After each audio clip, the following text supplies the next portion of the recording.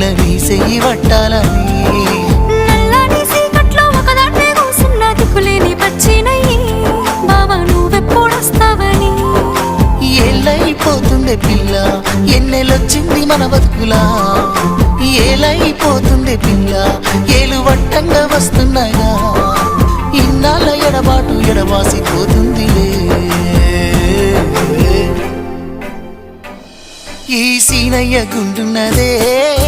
సినదారా నీ కోసము ఈ దూరాన్ని చెరుపుతూ తీరాల కగిలింది అందాల ఈ మానము